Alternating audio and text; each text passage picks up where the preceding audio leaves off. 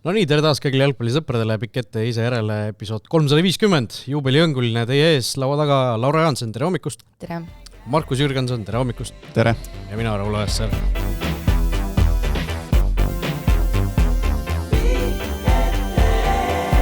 No me oleme rääkinud aeg-ajalt sellest tuhande püüdmisest, 1000 saate püüdmisest, väike verstapost sinna on tehtud. Alles meil oli 300 saade. Ja me mäletame teisi ümmargusi numbrid ka ju. 350, 650 minna ei ole midagi, võtame eesmärgiks. Aga üle kolmandiku tehtud. Jah, no loodame. Me oleme seda arvutanud küll, et pole väga palju teha. Aga kui ma edaspidi ka loen Sokkernetist ükseid sõnu, siis ma rohkem ei tule. Ma ei tea, kas siin laua taga on mõni, kes vastutab ääriku eest või ei ole? Ei ole. Aga äärik on sul on... See ei ole jalgpalliväljend. See veel, ärme võtta seda omaks. Veel ei ole seda. Ärme võtta seda omaks. Aga miks mitte? Lihtsalt oponeerimise... Sellepärast, et jalgpallis me ei räägi niimoodi.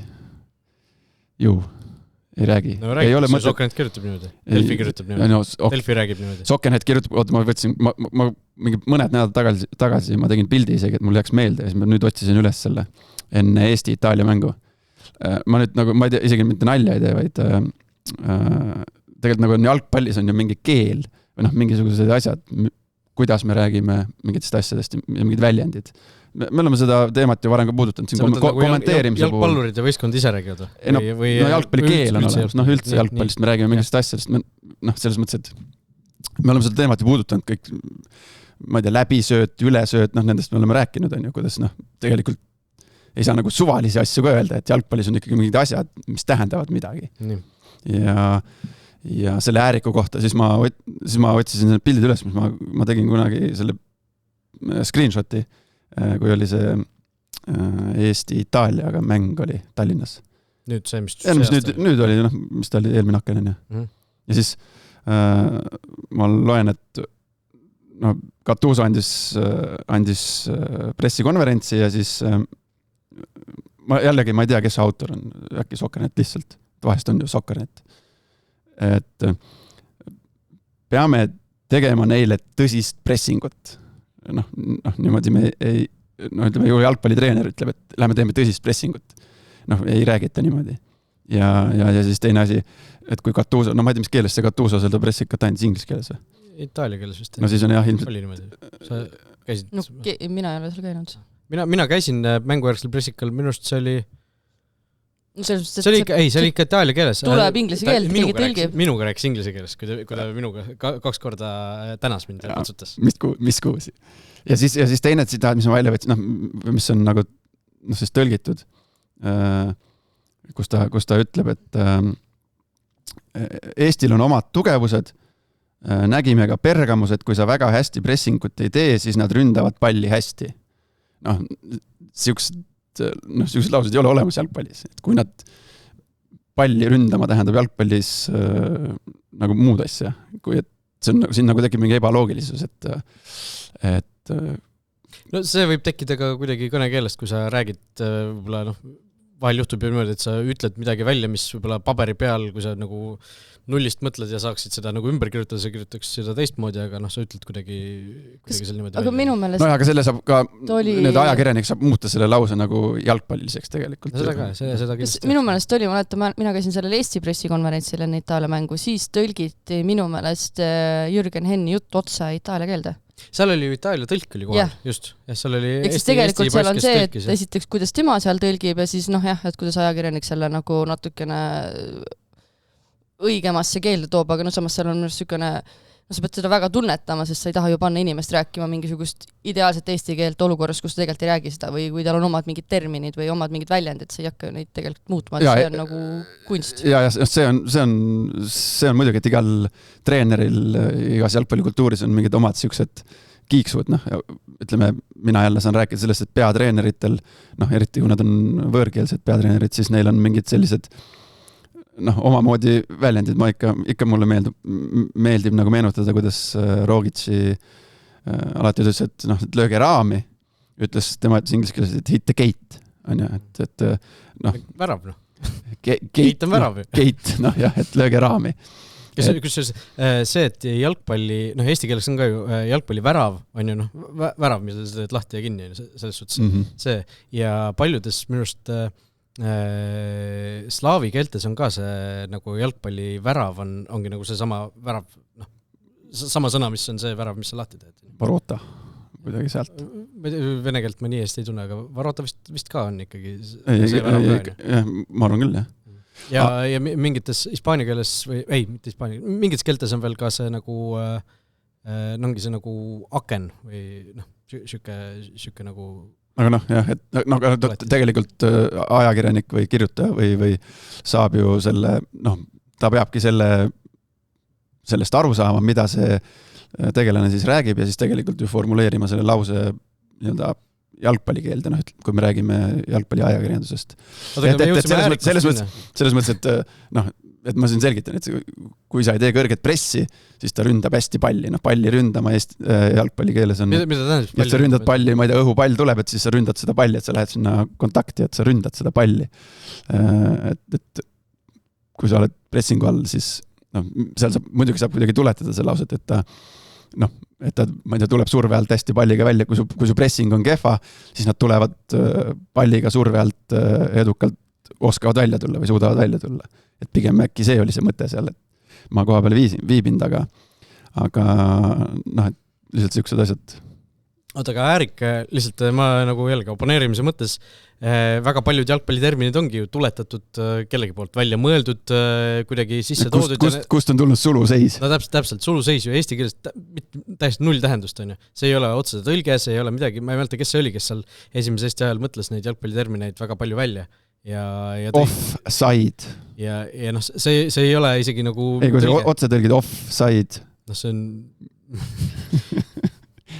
Tõlkimatu.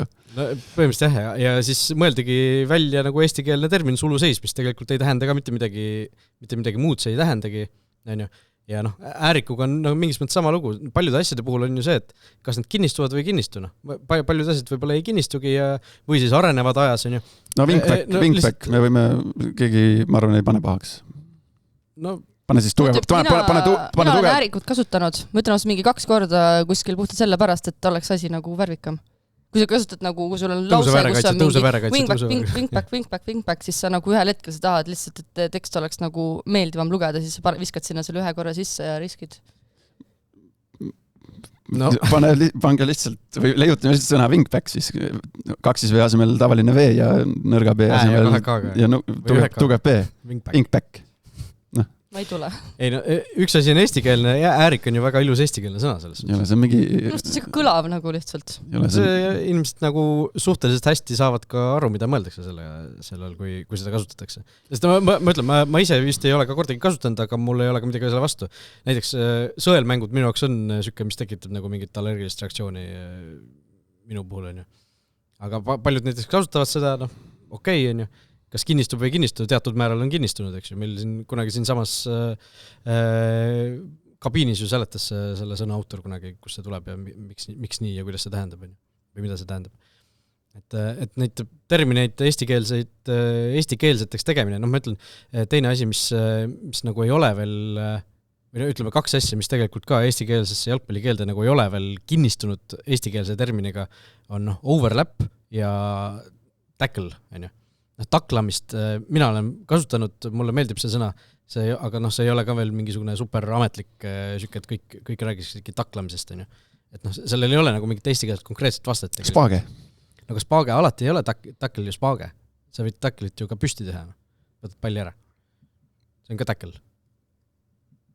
Ja no slide tackle ja tackle. Ja, slide tackle ja tackle. Kontaktiminek. Kontakti minek on, sa võid ka ilma pallita minna kontakti.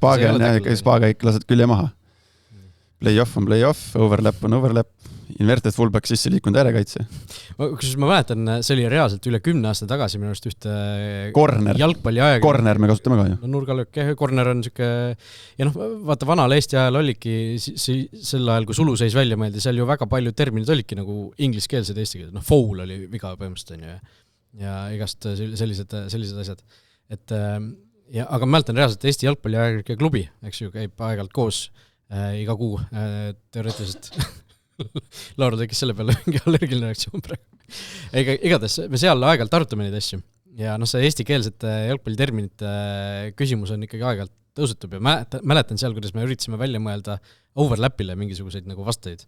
Ja minu mingid, noh, mõtlesime ka, et äkki siduda seda kuidagi mingisuguste mängijatega, et minu lemmik on tennistama overlapi tegema, et see oli nagu Taio Tenniste nimest tuletatud või Kruglama oli Kruglopi, noh, seal oli Kruglopi ja Tenniste oli ilmselt Kamsima on ja kamsid selle edasi-tagasi. No overlapil on jah, no ülejooks ülejooks on võtta negatiivse konnotatsiooniga, sest ülejooksik on ju see, kes noh, ma ei tea, sõjas juba ühelt poolt aga tegelikult on jalgpallis on ka underlap ehk siis noh, alajooks noh, et no ma arvan, et kõigele ei peagi mingit noh, võiks loomulikult olla, aga mingid nagu punnida neid asju, see on nagu minu arust ei ole nagu äge. Ei no punnides võid, aga vahel selle punnimise käigus tekib mõni termin, mis noh, ootamatult kinnistubki ja saabki nagu jalgpalli leksika osaks tegelikult. Penalti. Noh, see on ka otseselt ju ingliskeelsest. Mitte isegi otse tõlge, vaid lihtsalt nagu ingliskeelse sõna üle võetud ja me kasutame. Et noh, ma ei tea, kas seal keegi ilmselt ei ehale praegu eestikeelse termini järele sellega. Nojah. Aga jah, ühesõnaga siuke mõte mul tekkis. Strafnoi. Ja saate sissejuhatuses sa ei öelnud ikkagi, sa ei öelnud Laura, kus sa ei öelnud värskelt Norrast ja Küprosest, sa ei öelnud Markus Tõraverest. Tõraverre sisse kirjutatud, elab Tallinnas. Sa kõnnid õhuksel jääl, me sellest jõuame. Olen sisse kirjutatud Tiigi tänaval, aga elan Tallinnas, noh, ütlen uhkusega välja. Aga räägime koondisest natukene. Laura, sina käisid koondisega kaasas nii Norras kui Küprosel, viimane Köharohi on enne saadet sisse võetud. Endiselt veel taastud, ütleme sellest reisist kõigepealt Eestist külmemasse. Seal Norras oli ju ikkagi Oslos oli natukene külmem kui Eestis ja siis kõvasti soojemasse keskkonda ja siis tagasi veel. Jah, ma ei teagi, Oslos no, üsna sama, aga jah, sealt Oslost ostsin ka endale väga moeka salli. Ei olnud väga head salli, leidsin sealt väga kena salli, siukse väga mõnusa. Ei näe praegu seda kuskil siin. Jah. No väljas on +4 ju. Päris ei tule salliga, aga Küprosel väga meeldiv, üle 20 kraadi tugevalt ja seal on ikka see, et isegi õues on, ma ei tea, 20 kraadi, siis see tundub soojem kui 20 kraadi, aga samas õhtud läksid ikka jahedaks, päike kukub seal ruttu ära. Aga ei, väga mõnus, tore. Sa tegid terve selle tripi, tegid täpselt sama nagu koondise postil oli, jah?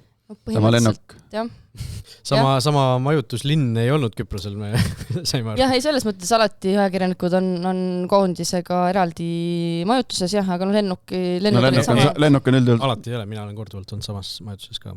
Aga noh, jah. No pigem on see vist ikka standard selline, et oleks eraldi, jah, et isegi jah, seal Küprosel, et ma küll jah lootsin, et ma saan kuskil läheduses olla, et ikkagi siis saab nagu rohkem hagu anda, et muidu kui kakerdad seal päeva aega ringi ja koondist ei näe, et siis pole väga midagi kirjutada, aga jah, seal korraliku reisi võtsin ikkagi ühel päeval ette, et sinna koondise juurde minna, et nemad point oli selles, et sina olid Limassolis, eks ju, kus toimus mäng ja koondis oli tegelikult laagerdas kuskil tunni aja. Aga no alustaks me üldse läksime sinna Larnakasse, mis on siis kus lennujaam lihtsalt oli ja sealt mina sõitsin umbes 50 minutit Limassoli, teised tegid vist mingisuguse lõuna seal ja panid siis sinna Pafosest edasi kuskile oma väiksesse kuurorti ja jah, kui mina seal ühel päeval tahtsin koondisele külla minna, siis kõigepealt 40 minutit jalutasin bussipeatusesse, siis ootasin bussi, mis jäi pool tundi hiljaks, sõitsin bussiga, mille pilet oli 5 eurot, pidi alati sularahas maksma, Intercity väga tore buss oli, natuke logu küll, aga tegelikult oli okei. Sõitsin sellega tund aega ja siis läksin taksoga edasi Pafosesse, sõitsin siis bussiga, Pafosest taksoga sõitsin siis sinna kuurorti pool tundi. Ja taksojuht oli ka selline, küsis, kust ma olen, ütlesin siis Eestist, russki polimaješ, ja siis ütlesin, ona hea, tšut-tšut, ja tema arvas, et see tšut-tšut on nagu otsem noga ja siis seal me siis rääkisime. Aga ta rääkis, et ta käib iga aasta, ma ei tea, talvel siis käib kuskil selles sanatooriumis reisil, küsis, kas meil on ka Eestis sanatoorium, ma mõtlesin, et ma ei tea, nagu see sanatooriumi mõiste, see on niisugune sketši natukene, et ma ütlesin talle Narva Jõesuu ja asjad, sest et ma olen seal ise käinud päris palju, aga jah, et see on ta oli siis Venemaa venelane ühesõnaga või? Ei tundunud või ma isegi ei tea. Seal Küprosel on päris palju ju venelasi tegelikult. Ei, venelasi seal olid mingid vene poed asjad isegi täitsa nagu uhkete siltidega, uhked värvitoonid ja asjad. Et selles mõttes seal oli ja mingid teatud sildid hotellis siis mingid olid vene tõlkega. Aga need taksojuhid või need, kus mina sõitsin ja kui mina seal mõne inimesega nagu suhtlesin, ütlesin, et mäng tulemas, kõik olid, et mis mäng. Et see oli hästi huvitav minu jaoks, et taksojut oli, et miks sa siin oled, ma ütlesin Eestist, miks, nagu kuhu sa lähed, mõtlen, sõidan koondisi juurde, mis koondis, see oli hästi nagu huvitav, et nad nagu ei teadnud, aga ega linnapildis Pafose peal vist keegi nägi mingisugust jalkasilti, äkki siis koondis või keegi sealt, ma ei mäletagi, kellega ma seal rääkisin täpselt, aga jah, täiesti null nagu mingit promo või kuidagi üldse linnapildis kuidagi vähe oli seda jalgpalli tajuda, aga klubi jalgpall Küprosel on tegelikult ju võrdlemisi kõva. No Küpros on klubi jalgpalliriik on ju, kui me oleme pigem koondise jalgpalliriik on ju koondise usku, siis Küpros on selgelt vastupidi, et seal iga aasta neid seal Euroopa või konverentsiliigas või kuskil on ju mängivad. No aga seal ka, aga ma enne seda kommenteerimist ma vaatasin, et ega seal ka need publikunumbrid nüüd mingi meeletud ei olnud ju. Klubi mängudele. No seal ikkagi ju tuhandetest räägime. Ei, tuhandetest aga mitte nagu koondise puhul me ju ei rääkinud isegi tuhandest selles suhtes, et nüüd see mäng või? Ma arvan, seal oli mõni 100 äkki või? Ei, seal oli tõesti väga vähe, et seal kuulis väga hästi väljakule peal, mis seal räägitakse, mida seal räägita, et täiesti nagu koroonaaegne jalgpall põhimõtteliselt, et see oli kuidagi õudust tekitav, et vaatad ka, väljast muidugi paistis see staadion palju suuremat, ma seal väljas sees hakkasin vaatama, palju ta mahutab, et seal 10 000 tuuris väljas tundus sükene rahulik 20 000 uhke värk, aga staadion iseenesest oli väga lahe, et seal olid laudade peal olid kohe väiksed telekad, kus said neid kordusi vaadata, väga nagu ilusa ja tore staadion, aga jah, täiesti kurb oli seal, et seal need fännid võtsid neid Eesti koondise mängijaid ükshaaval ette, et vaatasid, kellel mis selja peal on kirjas ja siis sõimasid midagi, et seal mulle tundus, et seal kui Eesti vist juhtima läks, siis Hein lõpuks reageeris, ma ei tea, mida ta sinna publiku poole näitas või tegi või lihtsalt tähistas sinna publiku poole, selle peale läksid need fännid või need üksikud asja armastajad seal eriti kettasse ja hakkasid sõimama ja seal vist, lõpuks seal vist ikkagi nagu ähvardati nagu inetult ka, et see oli nagu matslik, et üks asi see, et natukene hakid ja kui keegi lööb nagu palli nagu sinna, et siis naeradki, vaata, et see käib nagu suurele jalgpalli juurde, aga see nagu kohati oli nagu väga nagu rumal, et tükene Kes need pealtvaatajad olid, siis noored, vanad ja mingid noored putid vist pigem nii palju, kui mulle tundus, või pealtvaatajad oli seal perekondi ja siukseid ka natukene, aga need, kes seal mis see number siis lõpuks, me otsime kuskilt oli umbes mina ütleks küll reaalselt mingi 200-300 et seal rohkem kindlasti ei olnud. No Eesti Premier Liiga mängijatele see on kodune, jah, mõne jaoks väga kodune. Ale Kokk Arena siin. Ei no üllatav vastasmeeskonna jalgpallifännid mõnitavad võõrsil meeskonda. Ja siis lihtsalt me nagu kuidagi vaatame seda teistmoodi siis, kui meil ongi vähe inimesi staadionil, me kuuleme seda 3-4 lauset, mis hüütakse, aga siis nad mõjuvad palju isiklikumalt. Nad mõjuvad aga selles mõttes ma olen käinud, ma läksin Portugalis, Eesti-Portugal, ma läksin sooja tegema, mind sõimati seal, ma ei tea, mis sõnadega, aga seal on see seal oli, ma ei tea, 50 000 või palju seal oli. Et siis on nagu, siis me sellest nii suurt numbrit ei tee. Aga tõenäoliselt sa ei kuuleks seda nii hästi. Ma kuulsin seal väga hästi, ma tegin sooja. Aga said aru ka millestki või ei saanud? Ei, eks sa ikka saad aru, et sind sõimatakse. Seal oli nagu segamini, see oligi nagu veider, osad tahtsid mingeid asju saada ja osad ütlesid lihtsalt nime ja siis osad panid, et mida sa siin õljud üldse. Seal oli ka üks väike laps oli seal suure sildiga, kus oli nagu Hein peal, mingi tekst oli seal juures liiga palju ma näinud, aga Hein minu meelest andis talle ka oma särgi. Sellest oli resultatiivne plakat.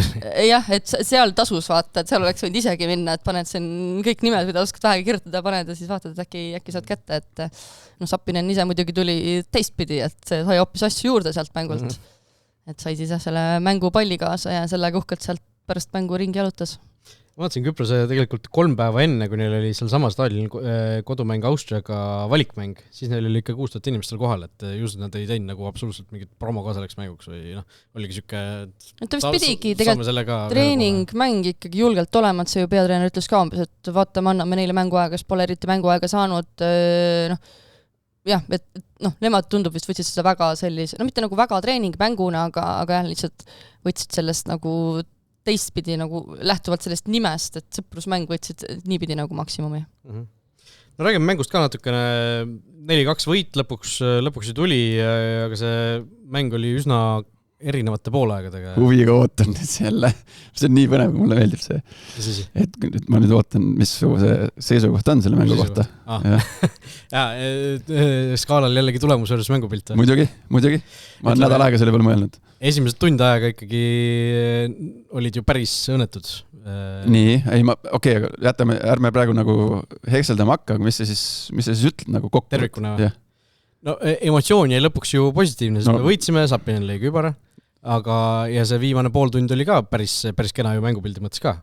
Et läheme võõrsile ikkagi endasuguse vastase vastu, need vastase koosseis võib-olla ei olnud päris maksimumi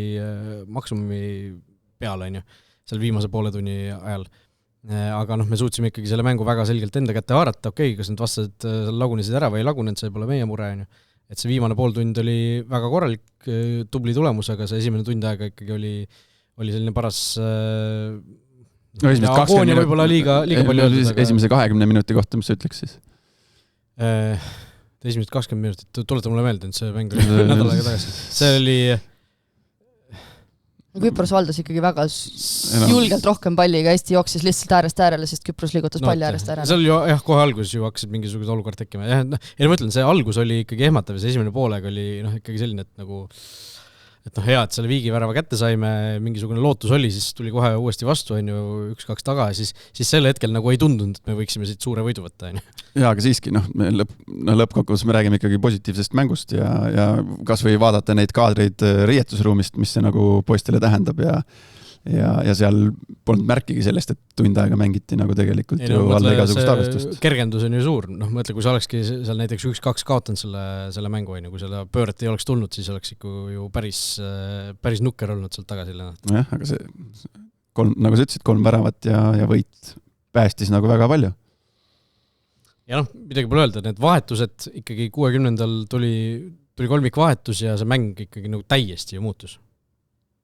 Jah, Kristal on muidugi vist teada-tuntud selline mees, kes nagu üldiselt, kas põhimõtteliselt alati on tulnud mingisuguse sähvakaga sisse, ta hakkab kohe hakkima, nagu ta kohe seal mängus hakkas hakkima, muidugi seal hästi tore, kuidas ta seal põhimõtteliselt kohe selle ju mingi vea tegi või ma ei tea, kas seal viga lõpuks vilistati, sest et Saarma tuli selle kaapi lappima, et mäletan peale mängu, me rääkisime veel Kristaliga sellest, ütles ka, et Saarma, et Robbie on minu kaitseingel, et kohe tuli juurde ja kohe võttis selle kaardi, et Robbie on minu kaitseingel.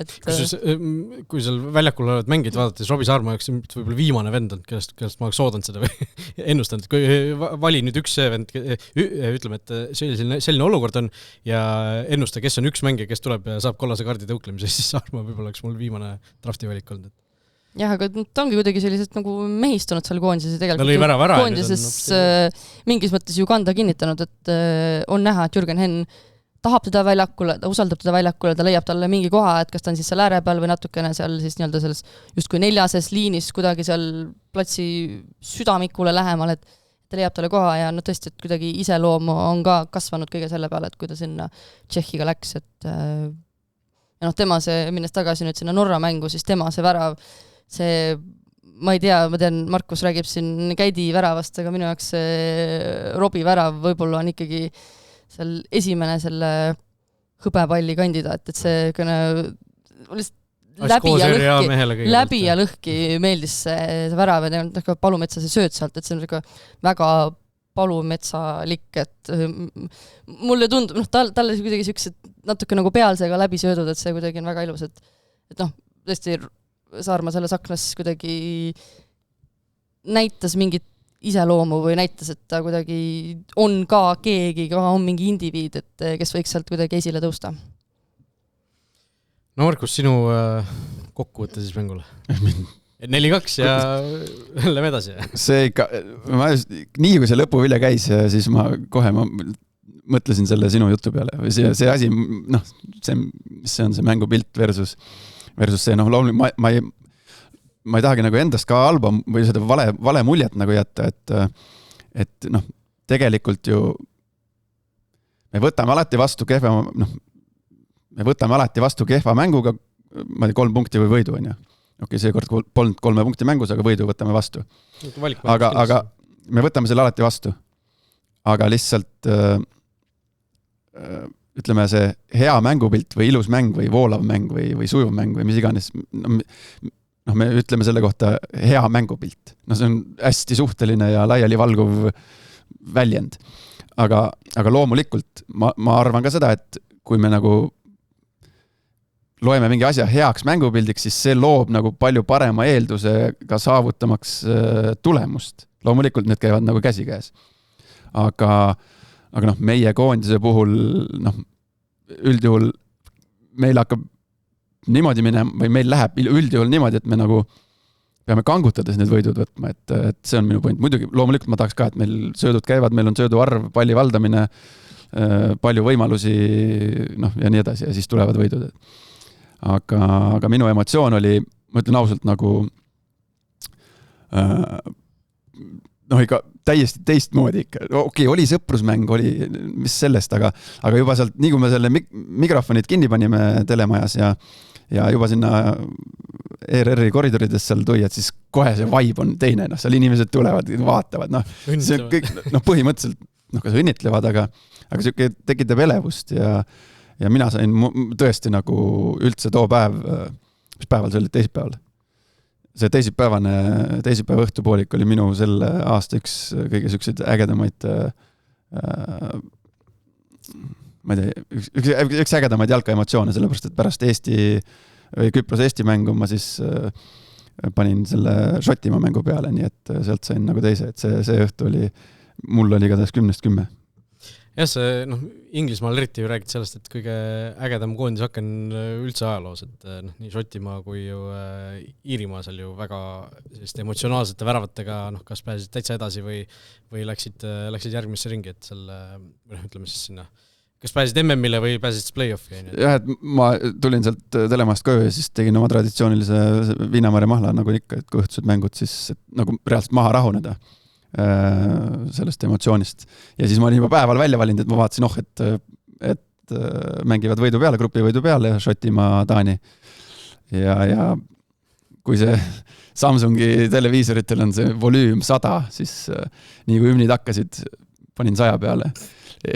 Siis läksin suurde lõppu, käisin juhatuse liikmel tagasi kerida otsast peale hümne vaadata ja ütlesin, et kui see pole ilus, siis ma ei tea, mis üldse ilus on elus.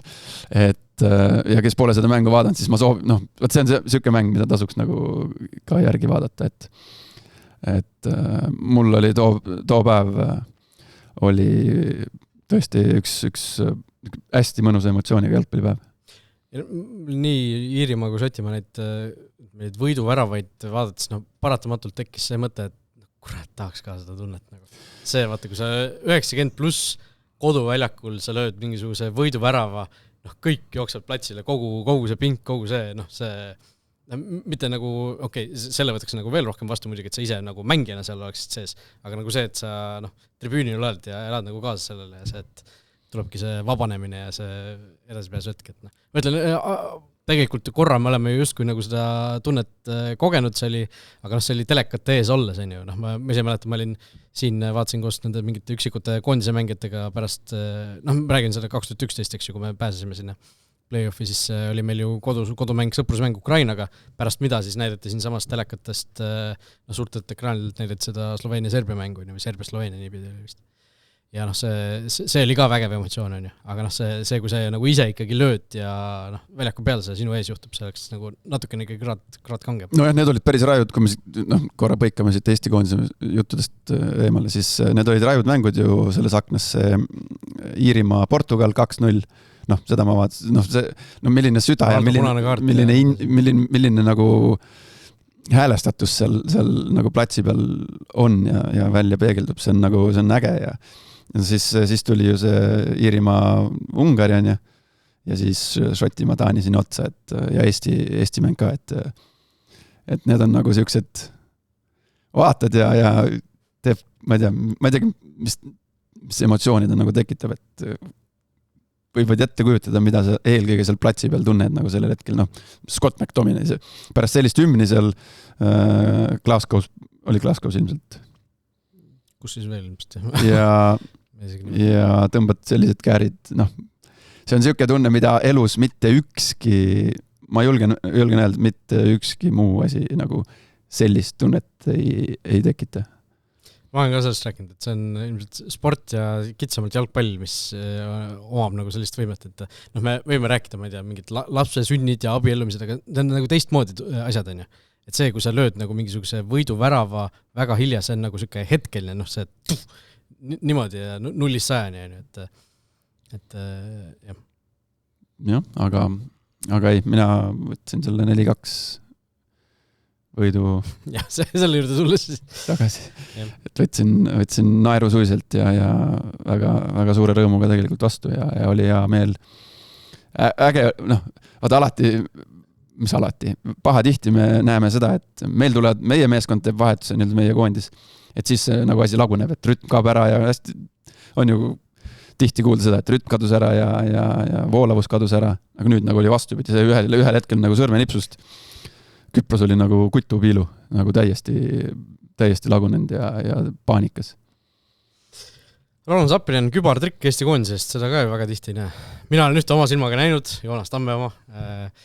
See oli ka lugu, Eesti võitsis Gibraltarit 6-0, eks ju, see oli Faro linnas Portugalis see mäng. Kuidas seal teiste ajakirjanikega vist leppisime kokku, et nii mitu jooki pärast mängu siis ostame, kui Eesti väravaid lööb, on ju, ja siis ootamatult suur saldo tuli, on ju, kus seal mõnel inimesel lõppes õhtusel alles, ütleme, hilis hommikul ja nii edasi. Aga jah, Joonas Tamm lõi selles mängus kübartriki, Laura, sina oled näinud, kus Rauno Zappinen lööb 8 minuti ja 38 sekundiga vist, oli lõpuks kübarat. Mul ei olegi küsimust, ma annan sõna sulle. Ma ei tea, kuidagi ei oska nagu, ta on ikka eriline hetk, aga kuidagi ta ei ole nagu minu eriline või kuidagi, et mul on väga hea meelde üle, see oli näha, kuidas ta nagu säras, ma ei ole kindel, kas ta isegi nagu, mis hetkel ta lõpetas nagu naeratamisi sellel õhtul, et ma just see nagu kuidagi oli võimalik, et nagu ja ka sellest kübartrikist 2 väravat väga hästi välja mängitud, see keskmine värav siis õigel ajal õiges kohas, et see oli siuke Zappineni värav. Ma tuletan meelde, Zappinen on 5 väravat just töönud sel hooajal, sel koondise aastal ja 3 neist on olnud totaalsed oksendamised. Üks oli see Moldova vastu, kus väravast hüppas palliga sisse, teine oli Donnarumma ja 3. oli see, kus ta sai. Ja aga vaata sulle, kas on see või ei ole?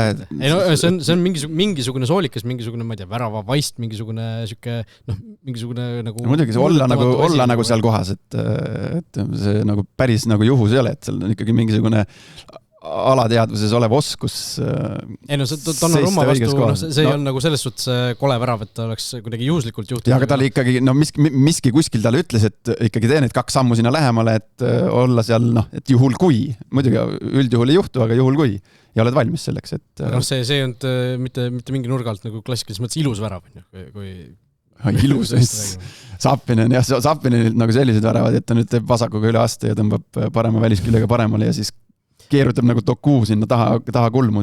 Tuleb üks meelde, kas see oli Põhja-Makedoonia vastu võõrsil või mis mängus oli, kus ta lõi seal ju täiesti 9 selle palli nagu nii ristnurka kui veel olla sai. See oli koroona ajal, sai õppepalli ka selle eest. Ei mäletagi. Aga jah, Zappinen pigem ikkagi enamus väravad Spaage pealt. Üks Eesti koondise läbi aegade ilusmaid väravad. Zappineni 1 värav nendest. Endiselt enamus ikkagi Spaage pealt. Aga ma ütlen, Andres Ooper lõi 38 väravat vist koondise karjääri jooksul vist 2 õppepalli, et seal need suured väravalööjad, nad ei löö ilusaid tihti peale, nad löövad palju. Ja huvitav oleks teada, mitu väravat Andres Ooper näiteks lõi väljaspoolt karistusala.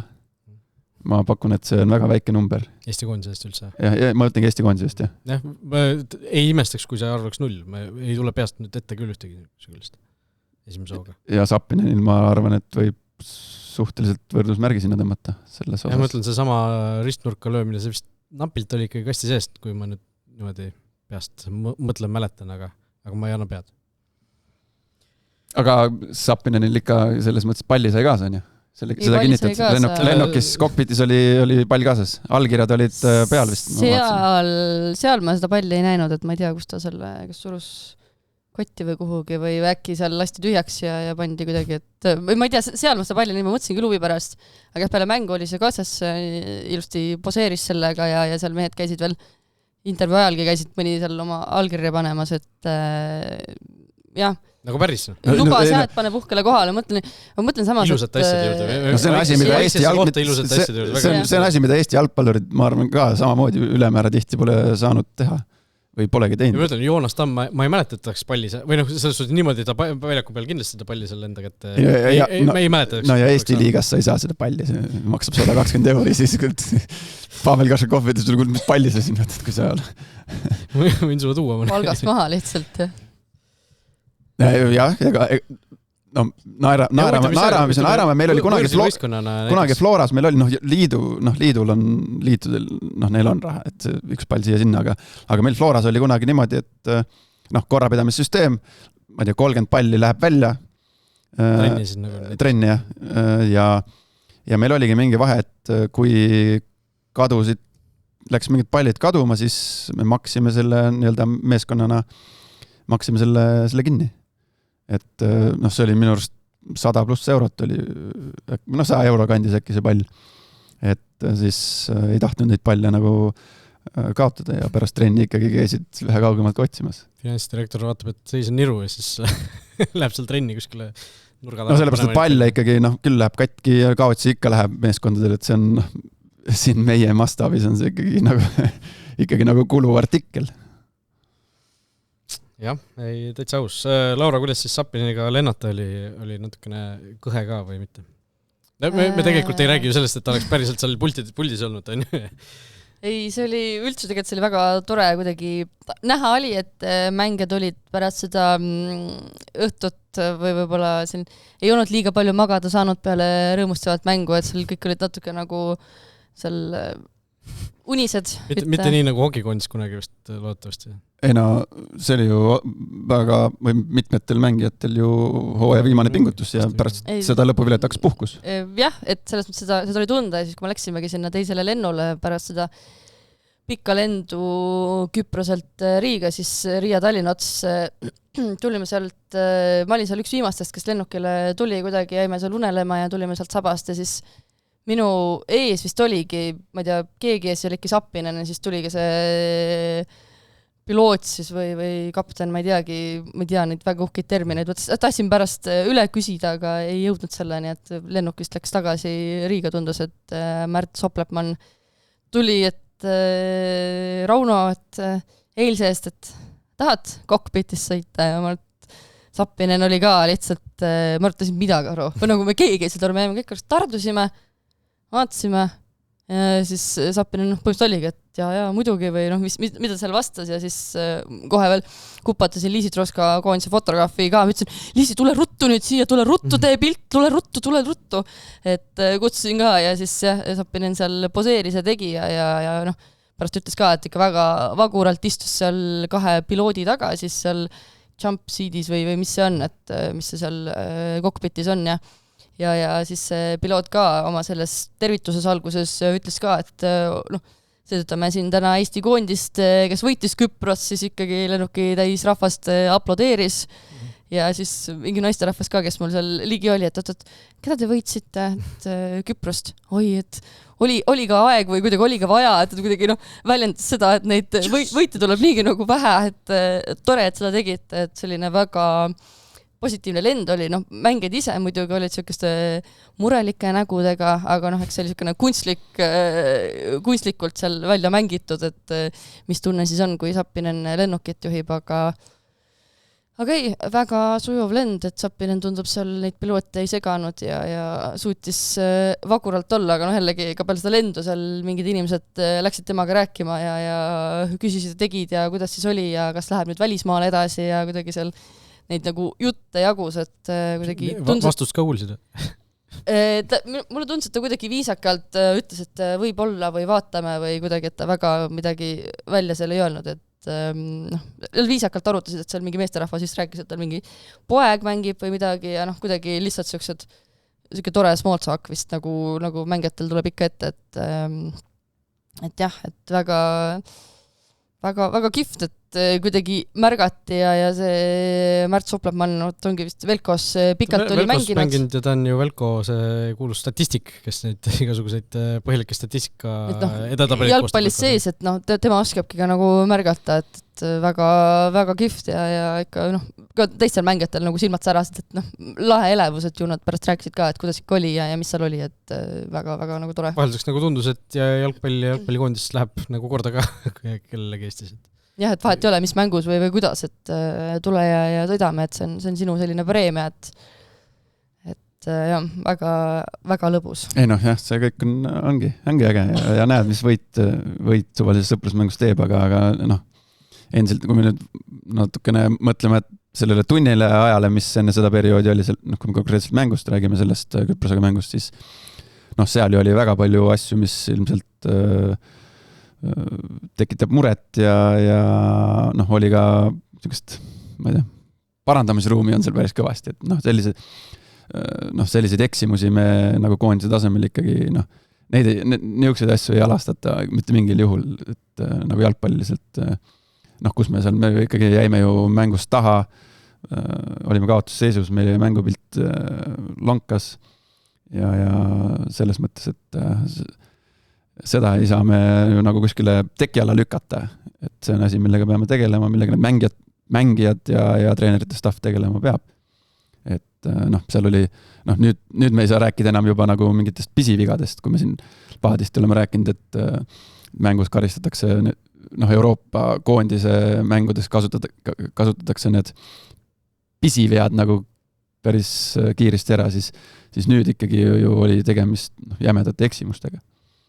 Jah, no Märten Kuusk, eks ju, oli see, kes selle esimese värava vastastele, noh, ütleme selle võimaluse kinkis on ju, ja seal tegelikult mõned minutid hiljem või mõnikümmend minutit hiljem oli teine olukord ka temal, kus kõigepealt ta seal küljejoone juures kuidagi naljakalt nagu, ma ei tea, tegi vale arvestuse või lasi vastase pallini ja siis nagu reaalselt, ma ei tea, 10 sekundit hiljem andis ise väga kehva vale söödu jälle seal keskvälja, et ja enne seda ju väravat oli veel kas Sinjavski mingi tagasisööt, kus tuli ju Küprosel kohal see mängu esimene ärev moment, kus sealt mingi terav pall tuli värava eest läbi, et noh, minu arust mängu kuidagi ilmestasidki nagu lihtsalt konkreetsed valesöödud.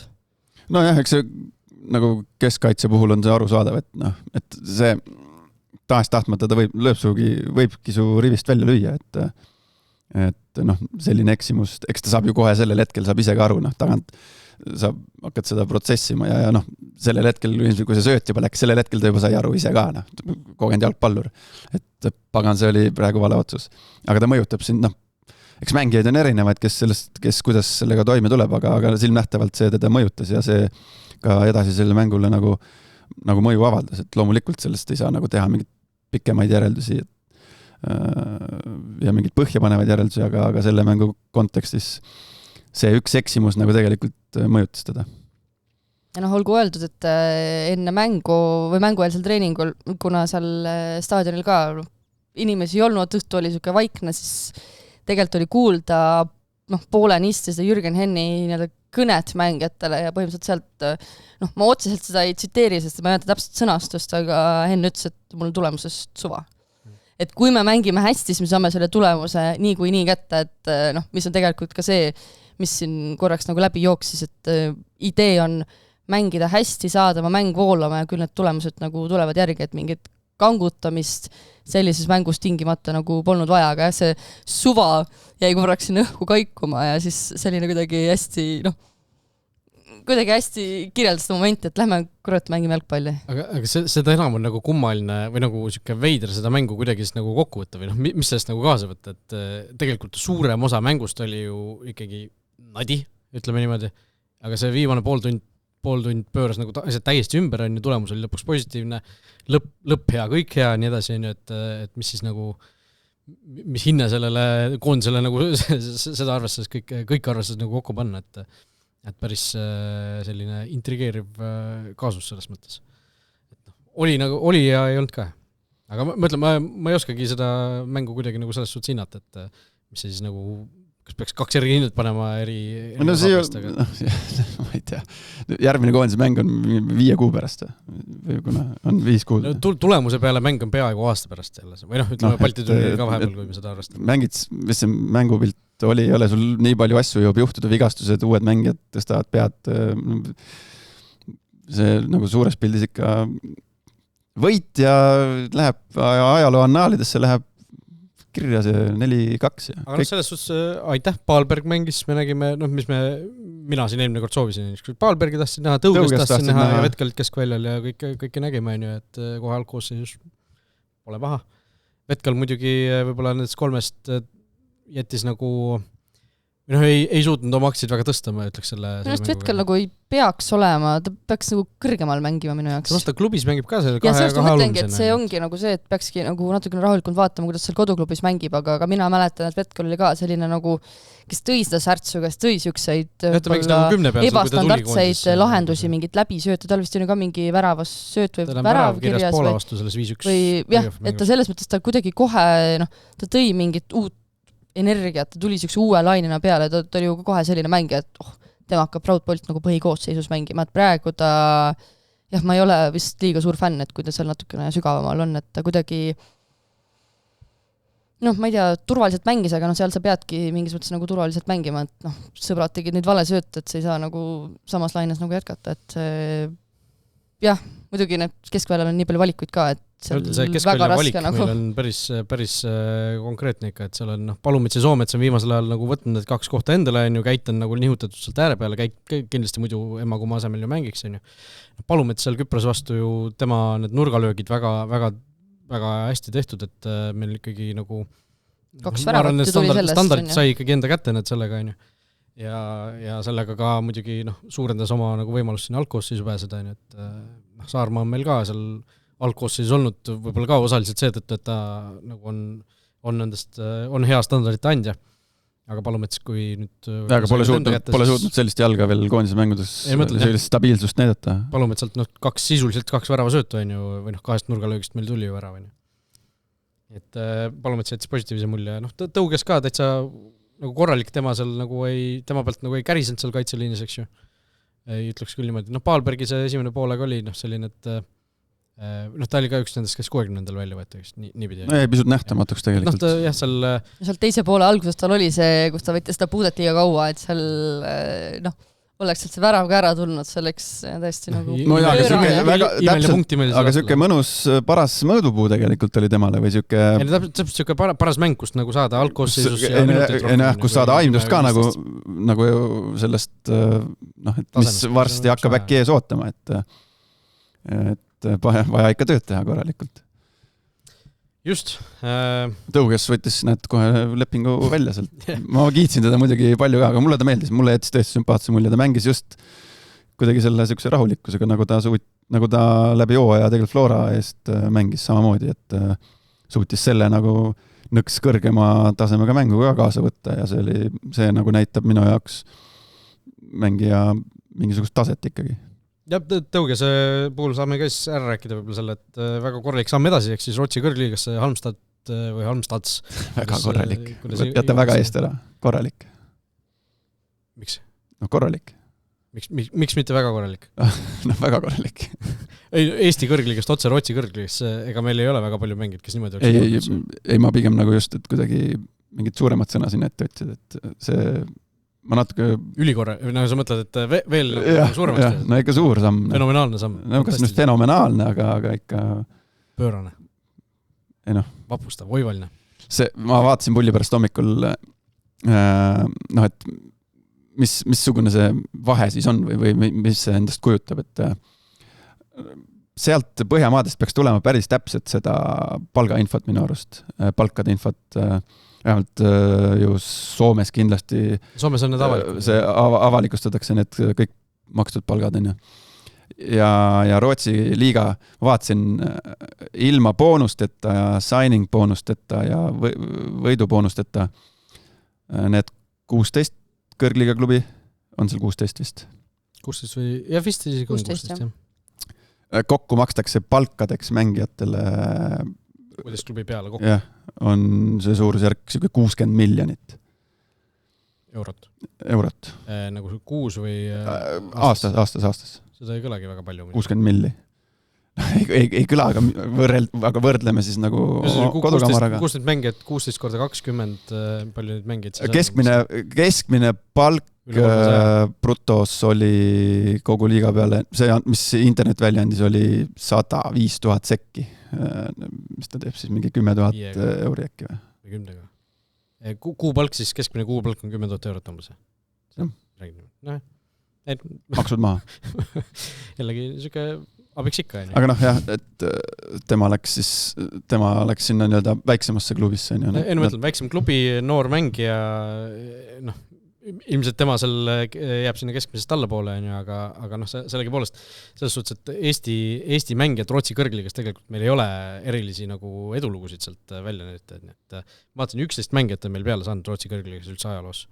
Ja nendest 11 mängijast vaid Karol Mets on mänginud üle 15 mängu. Ehk siis mingilgi määral seal nagu kanda kinnitanud või läbi löönud, on ju.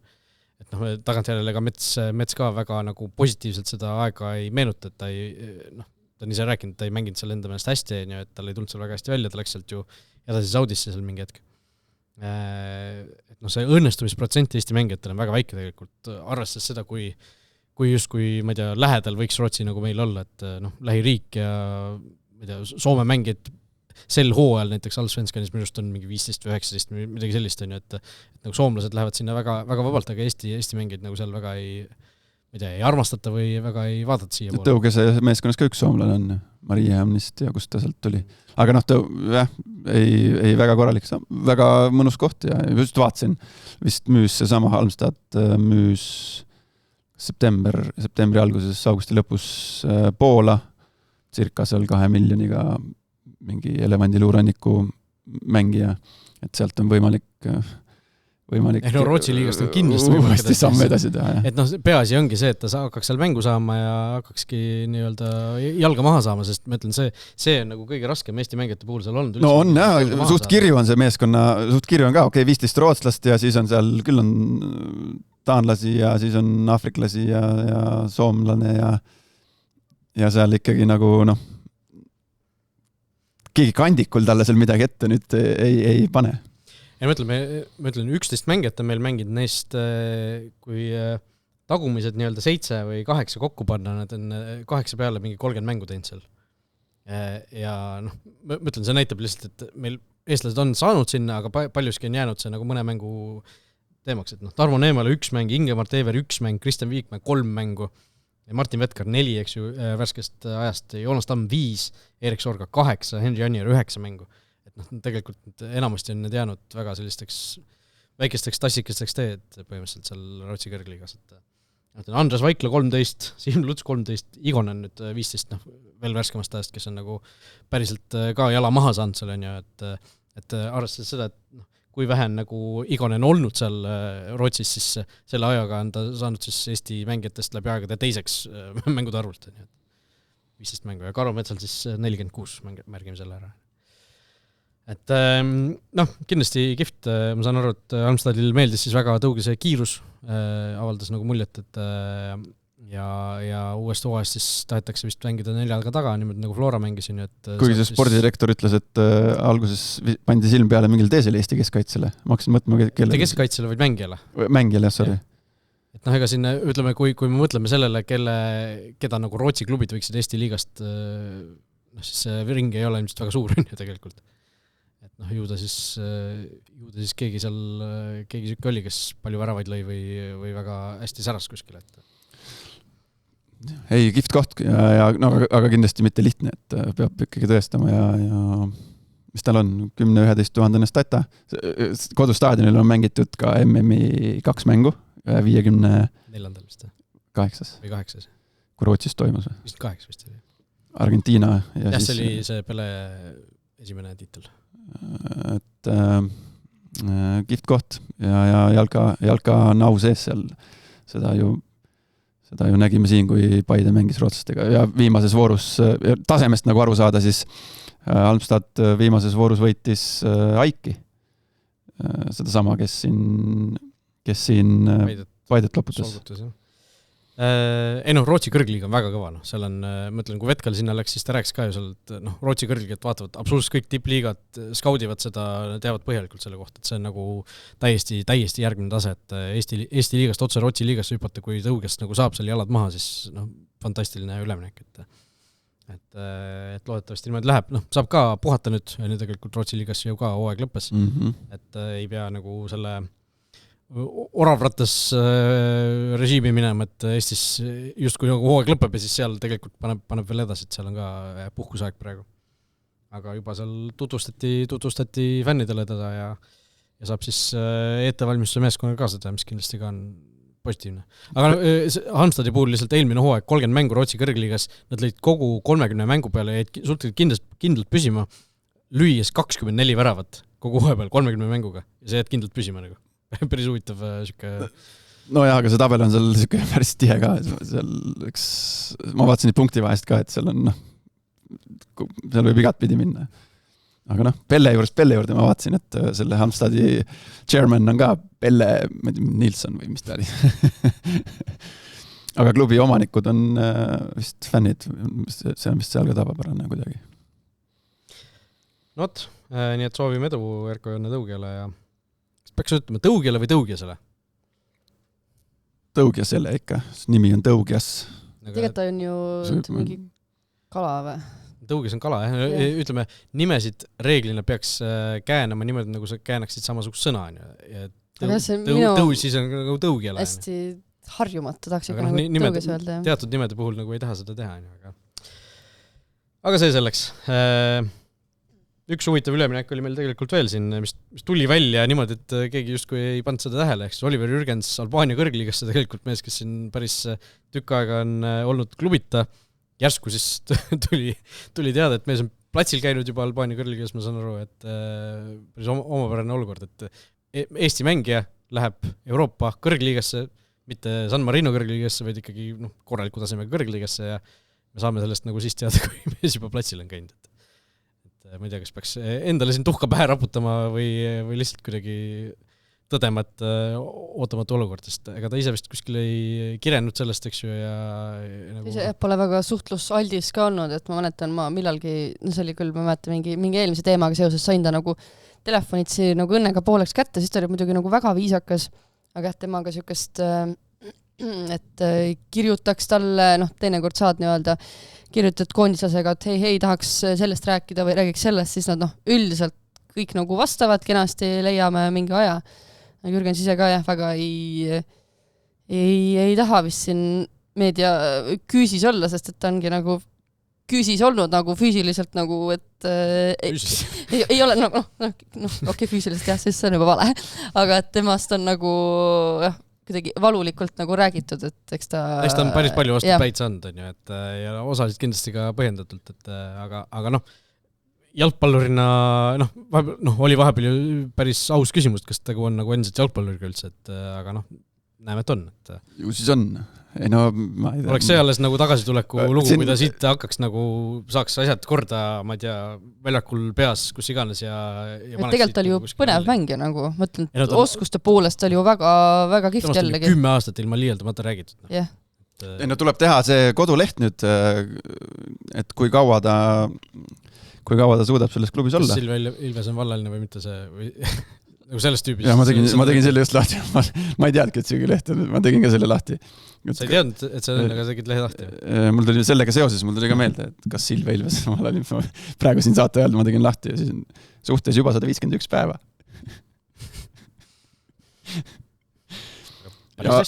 Kas Silvia Ilves on hetkel vallaline.ee? Keegi näeb päris tõsist vaeva. Et kas Jürgensi puhul peaks ka tegema? Et juba klubiga seotud olnud 28 päeva. 6-7 päeva juba. 6-7 päeva, jah. Ei veel ei taha öelda, et Raisku läinud mängumees Eesti jaoks, et tegu on 22 isikuga. Et ta peab nagu, eelkõige kuskil enda sees mingid asjad korda saama ja asjad paika saama ja loodame, et sealt midagi veel tuleb. Just, ja Albaania kõrgliiga, kui seal nagu jala maha saad jällegi, see ei ole nagu selline, kus ta vahepeal on käinud seal mingid Hispaania 4. ja mis on nagu täitsa kuskil nagu noh, ütleme meie jaoks siin kuskil nagu maa-alused asjad, et kus sul ei ole nagu mingisugust erilist tunnetust, et mis tasemega asi mis tasemega liigaga tegu on või midagi. Aga ta oli seenimaani selle eelmise klubiga ta oli ju suvel ei lõpetas ära selle. See oli isegi enne suve vist või? Aprillis ta vist viimati mängis, eks ju? Oli 7 kuud vist oli ilma mängita. Igatahes jah, et see oli nagu suvepiirkonnas. Suvest saati, jah. Et nagu võis eeldada või võis arvata, et ta nagu on vaba agent ja leiab midagi suvel, aga lõpuks ei juhtunud niimoodi, et ja siis sai nüüd kuidagi siis vaba agendina sai liituda. Ja Sorga, temaga mis tema saatus on? Sorga peaks ju vaba mees olema, on ju. Kas ta nüüd just ei ole selle klubiga seotud ja ta on õnnelik? Kas mingi hetk ta just ei saanud vabaks ja siis oli küsimus, et see intervjuu, mis ta andis, vaata, et kas ta jalgat mängib ikka või? Jäi Vietnami, aga ta otsi puut klubi, jah. Ta jäi nagu... Transfermarkti andmetel tal on ikkagi see klubiga seotus olemas. Aga kas see intervjuu, mis ta meile andis paar kuud tagasi nüüd, kus ta rääkis sellest lapse saamisest ja sellest, kas seal just ei öelnud kuidagi, et ei andnud mõista, et ta nagu klubiga ikkagi jõudis mingile kokkuleppele, aga see jäi ehk kummaliselt, et miks ta siis nagu Vietnami edasi elama jäi, aga ühesõnaga, seal Erik Sorga see viimane Instagrami postitus on ka siin palju lainid löönud, et mees on ikkagi... Mis ta pani, I'm back? Ei, ikoon on, see oli mingid pildid lihtsalt, kus ta seal poseeris. Jah. Gift. Aga tema puhul tahaks ka mingisugust võib-olla... Jah, see pealkiri on ikka jah, et lõpetas enneaegselt lepingu. Nood. Siin Eesti klubid ka kindlasti tahaksid mõnda ründajat endale. Mõtled, tuleks Florasse tagasi, näiteks kui Zappinen kuskil läheb Sorga Florasse tagasi, hakkab siit uuesti tulema. Mis ta lõi siin 31 väravat lõi 2019 või? Vot, U19 koondis, kellest ma ka eelmine saade natuke rääksime, nemad siis alustasid ju Portugali ja Belgiaga viigistamisega seda valiktsüklit, aga viimane mäng Põhja-Makedooniale ikkagi tuli kaotus, kuigi see statistika oli isegi Eesti kasuks natukene, et lõppes natuke õnnetult see valiksarja, aga palju positiivset kindlasti kaasa võtta. Aga räägime natuke siis nüüd ka sellest, mis siin koduses klubi jalgpallis toimus, sellepärast et üleminekumängud Premium Liigas siis algasid Viimsis laupäeval enam kui 800 pealtvaata ees, päris uhke. Melu oli täismaja oli. Täismaja, no kindlasti oleks rohkem mahtunud sinna väljaku äärde. Seal on ju mõlemal pool tribüünid ja seisuala on ka ikkagi omajagu. No seal seisa, kus tahad, jah. Aga seal oli päris pull, et mingi, ma ei tea, 10 minutit enne eetrit oli ikkagi hõredalt rahvast ja me veel Krisiga arutasime, et huvitav, et Martin Reimi ütles välja ka, või Reim vist, et ootavad 500-600 inimest mängule. Siis me nagu vaatasime ringi, et kus need siis on nüüd. Aga siis, kui mäng hakkas, siis oli järsku täismaja ja seal ikkagi seal meie selja taha või sinna nii-öelda nurga taha jäänud tribüün, mida me ei näinud. Sealt ikkagi tuli ka lõpuks laulu ja möllu ja büro oli palju ja äge ja ma arvan, et oleks olnud tore, kui nad oleks kõrgligasse tulnud. No nad võivad ju veel tulla. Ei, no võivad. Meil on teine mäng ka veel igaks üks. Ei, ma tean, et ma meelega natukene siin provotseerisin sind, et kuigi nüüd ma julgen selle küll välja öelda, et neil võimalused on nahtakesed. Samas esimene mäng oli ikkagi ju väga kõva andmine ja Viims ikkagi ju ründas rohkem, lõi peale rohkem, võimalusi oli rohkem. Esimene poolek oli ikkagi päris palju äkilisem. Ja lõpuks ka seal ju igasugused, vaatasin peallöökide arvud, nurgalöögid, XG-d jäid ju kõik Viimsi kasuks tegelikult. Et selles suhtes ikkagi esiliiga pundi kohta tehti väga korralik mäng. Jah, aga nad ei ole käinud, enamus ma arvan ei ole käinud seal Kuressaare vastu Saaremaal müramas. Kuressaare kunstmuru, jah, laupäeval 12.30, Sokrat TV-s siis otsustav mäng. Aga no jäi vajaka ikka seal, ütleme, et seal oli see XG-d ja statistika ja löögid, aga jäi nagu silma ikkagi, et ütleme, see kvaliteet oli selline hüplev üles alla, just Viimsist rääkides, et kõik need jalgpallised elemendid, et kuidas seal üks ühele ette võetakse, mismoodi seda tehakse, kas sellele on mõeldud, siis see nurgalöökide kvaliteet, et absoluutselt kõik nurgalöögid läksid erinevasse tsooni. Järjest nad said seal esimene poolek päris palju nurgalööke, aga see... Äkki oligi nii plaanitud? Ei, ma ei usu. 2 tükki madal, siis tuleb tahanurka, siis tuleb normaalse tsooni. Et see on kuidagi nagu kumas läbi, et see hüplik kvaliteet veel, et ma ei tea. Äge oleks iseenesest just selle pärast, millest me rääkisime, see 800 pealtvaatajat ja kindlasti Viimsi ma julgeks arvata, tooks. et me teisel mängul ei näe 800 pealtvaatajat. Jah, Sokkenet tõi ju välja need numbrid ja siis kõige väiksema publiku arviga mängud, siis oli seal ju, ma ei tea, mis oli, top 10 oli välja toodud. Sellist vist, jah. 8 olid Kuressaare mängud vist. Aga kordusmäng tuleb sellegi poolest ilmselt päris kõva andmine, et Viimsi, ma usuks, et nad ikkagi positiivselt said sellest mängust päris kõvasti kaasa võtta ja mingisugust enesekindlust vähemalt, et me suudame nagu seda mängu kas või pooleldi domineerida ja seal võimalusi luua, et see, et nad värava lööksid Kuressaares, ei oleks ju mingisugune ime, et tahaks vähemalt, et see, ütleme, Viimsi läheks seal Kuressaares seda mängu juhtima. Väike soov on ju. No see läks äge, jah, ja siis läks põnevaks. Siis vaatame, mis saab, on ju. Aga Karl Roomet-Nõmm, endine Viimsi väravat, Kuressaare väravat lisab oma väljaütlemistega ikka kõvasti õli tulla, et siin... Enesekindel. Juba enne esimest mängu, kus juures oli ikka siuke väga mõnusalt positiivselt ülbe, et lihtsalt kui see nüüd tagumikust ei ammusta, siis on kõik hästi. Aga ütleme, Kuressaare mängijad on varemgi selliste asjadega säranud, Karl Udov õigust mäletada. Ikka? Kuidas nüüd hakkame kõiki, nüüd on kõigil meie vastu keeruline, mis see kuulus tsitaat oli? Siis ikkagi jääme korra rääks, ta oli ikkagi Levadia mängija siis, kui ta seda välja ütles. Sellepärast Marko Saavitsi tulekut siis, kui me siin mängisime nende esimese mängu tegime Viljandi vastu nende inverted fullbackidega. Mina ja Kruglov ja siis õigus andis intervjuu. Pärast seda pärast tänast on kõigil meiega raske ja siis me panime kohe mingi ma ei tea, me ei saadki mõned mängud midagi. Ei olnud raske see mingisugune jutustaja hääl. Okei. Igatahes jah, teine mäng siis 12.30 laupäeval ja eks siis näha ole, kumb võistkond järgmiseks hooajaks Premier League'is jääb. No mingid jutud on siin kuskilt käinud, et juhul kui Kuressaare ei pääse Premier League'is, et siis seal tehakse mingid päris suured ümberkorraldused kuidagi.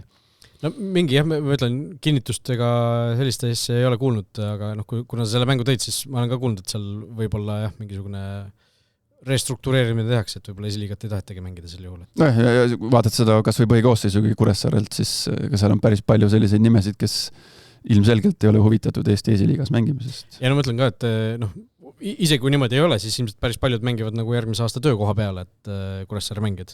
Et kui sa esiliigasse langed, sul ilmselgelt ei ole ju sellist budžetti, et kõigile seal sellist palka maksta või sellist tasu maksta, nagu nad praegu maksavad, on ju. Mitte, et need Kuressaarel oleks mingid mega kõrged palgad, aga lihtsalt palgalisi kohti jääb selgelt ju vähemaks, et ja võib-olla kõik ei pruugi endale leida kuskilt mujalt uut väljundit, on ju. Et selles suhtes kindlasti Kuressaare paljudel mängijatel endil ka lihtsalt isiklikus plaanis oluline püsima jääda. Jah. Räägime natuke Karl-Jakob Einast ka. Käisin ise kohal siis. Tubli. Mis tubli? Et käisid niimoodi. No jah, selles suhtes, et kui selline asi juba tuli, siis tuli kohale minna ja see... Aga kus sa teadsid ette, kuidas see üldse argnema hakkas? No see riigi teates on ju kohtuistungite ajad on üleval. Selles suhtes, et suurtes toimetuses meil ei ole seda nagu võimekust üldiselt olnud. Kus see info üldse välja tuli, see ju... Õhtuleht oli esimene, kes avaldas selle. Selles suhtes avalik info oli riigi teate lehel olemas. Ma ei tea, ajakirjanikud istu ju riigi teatejas kogu aeg. Suurtes toimetusest ikka istuvad. Istuvad? Jah. Selles suhtes, et sul on ikkagi ma alati mõelnud, kus see tuleb, see ma ei tea, Kristo Saage kohtuistung tuleb nüüd, kas keegi reaalselt nagu iga päev siis klikkad läbi endale huvi pakkuvad nimed? Kui sul on ikkagi suured toimetused, kus on kohtureporterid on nagu eraldi asi, siis seal muidugi lapatakse läbi need, mis huvi pakkuvad asjad on, sest ega tõesti võib-olla, kui nii häid allikaid ei ole, et kõikide inimeste kohta teada, et midagi millalgi tuleb, on ju, et siis seal on ju enamus asju on kõik avalikult üleval, mis asjad tulevad ja siis sealt saab teada. Ja see kohtureporteriks nii-öelda käimine, see on tegelikult jumala põnev nagu maailm, ma ise ka mõelnud, et oleks nagu mingisugune teine või kolmas elu, kus nagu aega oleks nii palju, siis vahel minnagi nagu hommikul kohtusse käia erinevatel istungitel. Tegelikult on väga palju põnevaid asju nagu mingite tuntud inimeste või mingite huvitavate teemadega, kus nagu oleks huvitav jälgida neid vaidlusi ja argumente, et see oleks päris äge, aga see Karl Jakob Heina asi, ma ütlen, ma jõudsin sinna kohtusse kohale, seal ikkagi istud seal kohtusaalist väljas, siis seal koridoris, kõik need osapooled istuvad peale kohtuniku, on ju, advokaadid, prokurörid kriminaalasjade puhul ja vahel ikka nagu natukene vestled, et mis ma küsisingi näiteks selle Heina advokaadi käest, et kaua täna minna võib, mis sa arvad, on ju. Siis ideaalis, kui nagu kõik läheb libedalt, siis ma ei tea, 5 minti, pool tundi on ju, oleneb sellest, kuidas politsei, PPA inimene oli ka seal, eks ju, kas see oli nii-öelda selle kaebuse siis nii-öelda vastustaja või kes pidi siis nagu PPA-d esindama. Et oleneb, kas sealt nagu tuleb midagi põnevat või ei tule, on ju. Siis et realistlikult võib-olla tund aega, on ju. Lõpuks asi kestis peaaegu 3,5 tundi. Ja see Karl Jakob oli terve aja seal videosillas või? Terve videosillas. Hommikul jõudis trenni ära teha ja tuligi siis sinna ilusti triiksärk oli seljas, on ju. Algus muidugi asi venis mingi 15 minti seetõttu, et ta ei saanud seda heli tööle, et pilt oli olemas, tema nagu kuulis, mis saalis toimus, aga tema mikrofon millegipärast ei töötanud. Siis ta pani Beats by Dread või? Mina ei tea, mis need olid, aga uhked kõrvaklapid olid. Siis muigas ise ka, et ma väga vabandan, et ma ei näinud kõige professionaalsem välja, aga jah, niimoodi seal oli ja ime, et need klapid tühjaks ei saanud selle 3 tunni jooksul. Et ma ei tea, kaua need tavaliselt kestavad, aga... Ei no, aga see vaidlus on ju mingi täiesti ajuvaba asi. Mis asi see on? Tulge mõistusele, kallid inimesed. Täielik maksumaks ja kõikide nende inimeste, kes seal olid, energia, raha, aja, täielik raiskamine, täielik kulutamine. Täielik totrus peast kinni lihtsalt, nagu millega meil tegeleb, ma ei tea, PPA või midagi. Okei, lihtsalt võib-olla, kes ei ole seda ja selle kaasusega tuttav, lihtsalt mingisugune lühikokkuvõte. Hein, suvel, juunikuise koondise akna ajal, tal oli hooaeg lõppenud, ta tuli Eestisse. Sa pead natuke tagasi minema, et juhi loata tegi ikkagi... Ei, ma räägin, lihtsalt ta peeti politsei poolt kinni, seal Põhjapuiestel oli Soo tänava poole sõites, on ju. Telliskivis. Seal kandis. Telliskivis suunas liikus. Telliskivis suunas võib-olla, seal, kui seal linnahalli lähedal ühesõnaga. Ja siis esitas oma siis selle Inglismaal saadud juhiloa, 2020 oli see, kui ta sai Inglismaal juhiloa, alaealisena, kusjuures seal saab, eks ju. Ja politsei oli küsinud ta käest siis, et okei, et kus sa elad või nagu, kus su elukoht see alaline elukoht vist oli. Alaline elukoht ja siis Hein oli ka nagu, ta ütles, et ega nagu midagi nagu ei... ma ei teadnud, mida see nagu väga tähendab, ma ütlesin kuidagi vist nagu Eesti või andsin mingi aadressi ja siis et kui sa alaline Eesti elanik oled, siis sellega ei tohi siin, et ja põhimõtteliselt sai 800 eurot trahvi juhiloata sõitmise eest. Ja point on selles, et kui sa elad Eestis nii-öelda alaliselt, siis sa ei saa välismaal tehtud juhiloaga sõita. Kui sa 6 kuud oled Eestis elanud, siis selle aja jooksul sa pead nii-öelda vahetama selle Eesti juhiloa vastu. Et ma seda ei mäleta, kas sa sellisel juhul pead sooritama mingi eksami. Pead vist uuesti eksami ka tegema või midagi sellist, eks ju, aga kui sa oled nii-öelda alaliselt ikkagi välismaa elanik, siis välismaa juhiloaga sa võid Eestis sõita. Paljud ilmselt meie kuulajad, mina ilmselt sina ka on ju, Laural vist juhiluba ei ole ilmselt, aga paljud on ju ka käinud välismaal sõitnud autoga on ju juhtinud, et see ei ole keelatud, seda võib teha. Tänapäeva noored ei tahagi lube teha. Vahel ei ole vaja. Ega mina tegin ka, kui ma olin ma ei tea, mis ma olin siis mingi 26 või, sain juhiloa näiteks.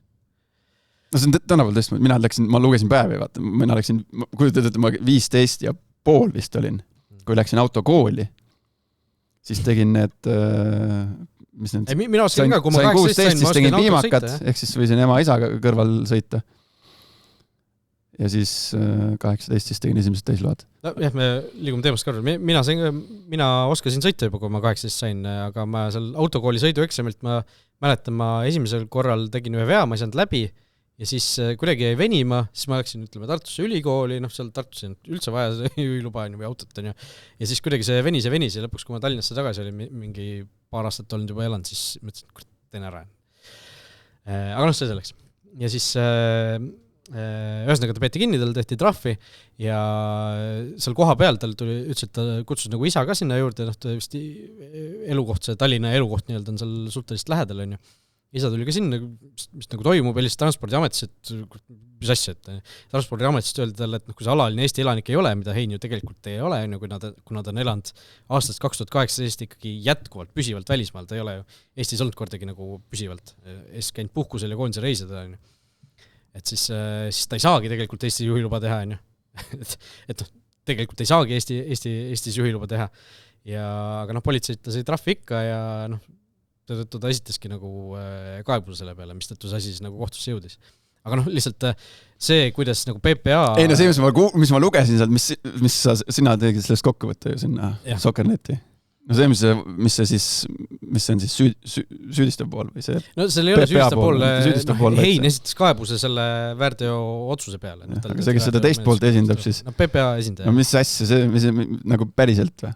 No see võttis minul ka nagu karbi lahti, et nagu seal umbes suhtumine oli selline, et nagu õigust jäi ülegi veel, et ja see, mis argumendid seal nagu vastu toodi, need nagu argumentidest nimetada on võib-olla isegi nagu natuke ropendamine, et nagu millega me tegeleme, PPA, millega me tegeleme lihtsalt. Mulle väga meeldis see Heina, see torge, et kui te tahate teada, kui palju ma Eestis olen olnud, siis nagu vaadake nagu enda neid andmeid, et kui ma ju sisenen riiki, siis te ju teete need kontrollid. No, PPA-l endal võiks ju olla täpselt. Kus Heina-sugune mängija, kus sa tead päeva pealt, kus sa olid ja ei olnud, okei, ta seal luges mingeid koondise pausi. Sa teed väga hästi päeva pealt, me teiste ajakirjanikega seal ka mõtlesime, et me saaks jumala aidata, et võtame koondise nüüd nagu graafiku lahti, sel kuupäeval tulid ilmselt ja sellel läksid, eks ju, et PPA siis tõi välja ühe jalgpall.ee intervjuu aastast 2020 aprillist.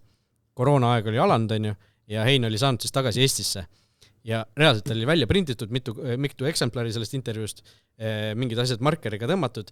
Näe, siin ta ütleb, et ma ei tea, et nimetas Eestit oma koduks siin. Eesti on ju tema kodu. Ja ta ütles, et näed, et ta on ajutiselt tulnud tagasi. Ja reaalselt selline lause käiski läbi. Selle põhjalt ma ütlen, et ta on olnud vähemalt 185 päeva Eestis too aasta. Ehk siis, mis on see üle poole aastal Eestis, siis sealt nii-öelda loetakse alaliseks elanikuks. Ja see nagu mitte mingid sisulist argument seal tegelikult ei olnud taga, mingit arvutuskäiku, mingisugust päevade lugemist, mitte midagi sellist. Kohtunik on ju ka saalis. Kohtunik oli ka saalis. Tema siis kuulas. Ja tema kuulas muidugi kõik, jah. Et ma ei kujuta ette, mis nagu ja selle juures ta veel nagu see intervjuu oli nagu selline üllatustõend sinna, et seda ei olnud varem teada, et ta selle mängu toob ja seal oli vist mingi noorem jurist vist oli PPA kes seal... Ma ei tea, kas ta oli noorem, ta mingisugune päris roheline küll ei paistnud selles suhtes. Aga ei, ma lugesin ja me oleme sellest teemast sees ja siis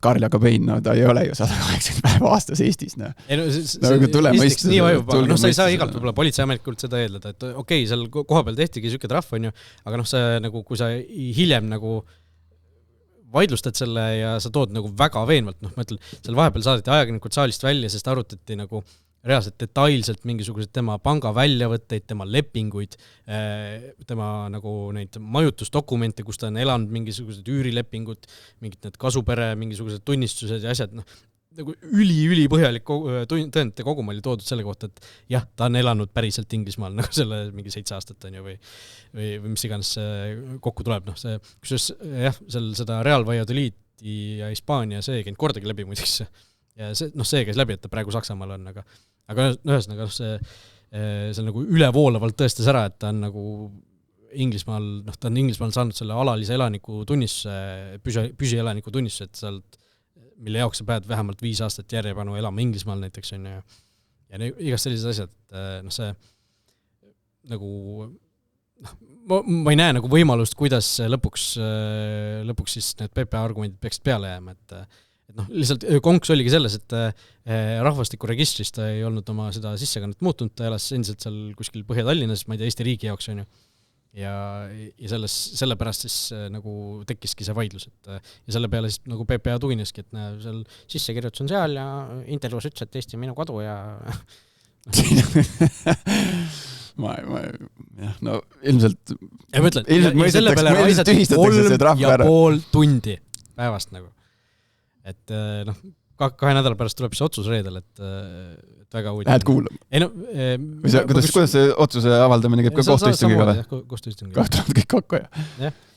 Et jah, see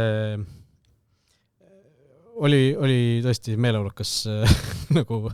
Ja kujutad ette, ma ei tea, okei, Karl Jakobein peab ju reaalselt neid dokumente kuidagi taga ajama, ma ei tea, kas ta teeb ise, ilmselt peab ikkagi inimene ise tegema. Neid lepinguid ilmselt ta... Ja seal nendes riikides ei käi see nii, nagu meil käib, et lähed eesti.ee-sse, prindi välja PDF mingist asjast, mingisugused...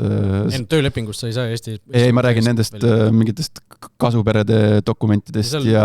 Ma ei kujita ette, kui palju nagu aega... et seal see ikkagi röövib nagu arvestatav osa. Mingid seal arutasime ka, et see 800 eurot trahvi, et nagu ei oleks nagu lihtsam olnud, või ta maksiski selle tegelikult ära juba, ta ütles, et igaks juhuks maksin ikka ära, et seal kohtunik küsis ka, et mingi hetk, et kas te nagu olete, on teil võimekus 800 eurot ära maksta, et kas soovite nagu mingisugust võib-olla, et me teeme mingi graafiku või asja ja siis natuke muigasime, aga siis Hein nagu viisakalt ütles, et ei, et mul tegelikult see juba nagu ära makstud, et ma hakkasin igaks juhuks ära. Okei, jah. Ei, kaitse oleks pidanud võtma selle Sokkerneti artikli lahti, kus oli pealkiri või see, kus küsiti arvamust selle Saksa ajakirjaniku käest, kes ütles, et Hein on hea valik Bremenil, et ta ei ole väga kallis mängija ka, et tema palga soovib sinna miljoni kanti, mis tal oli. Nojah, see selleks. Aga ühesõnaga, et kas oleks nagu olnud lihtsam lihtsalt see 800 eurot ära maksta ja unustada asi ära, aga samas kui ta oleks seda teinud, siis ta oleks järgmine kord ju sama asi olnud, kui ta oleks Eestis nagu autot juhtinud, et ta oleks pidanud hakkama iga kord 800 eurot maksma või ma ei tea, lõpuks võib-olla saad mingisuguse karmima keelu, et see, seal tuli ikkagi see asi nagu korda ajada. Ja ma ütlen, et kohtukulud ilmselt selle protsessi käigus need on ka tuhandetesse ulatuvad, et lõpuks lihtsalt, kui sa saad võidu, siis sul lihtsalt riik hüvitab selle ja see meie kõigi rahakotist läheb sellise asja. Advokaadid on kallid, jah? 3-4 sotti tund.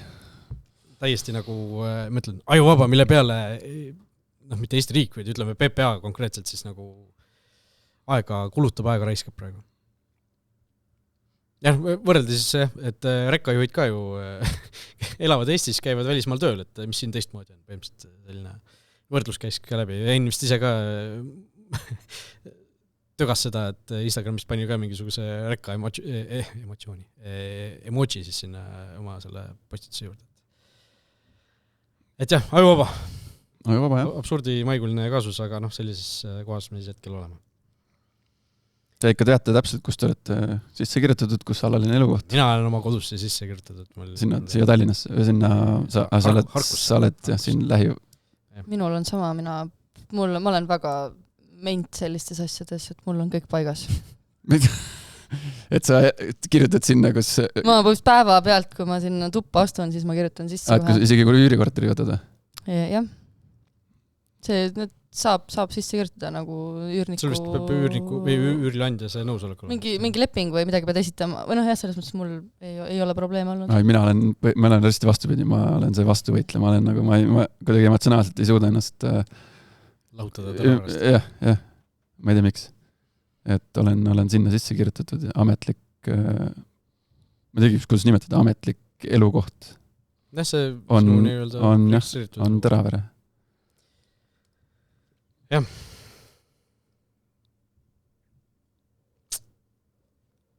Nii on. Olgu, nii et jah, tõesti 2 nädala pärast reedel siis või järgmise nädala reedel juba siis tuleb. Mine siis kohale ja teavita Eesti rahvast. Ma ei saa ise minna, aga küll me läheme.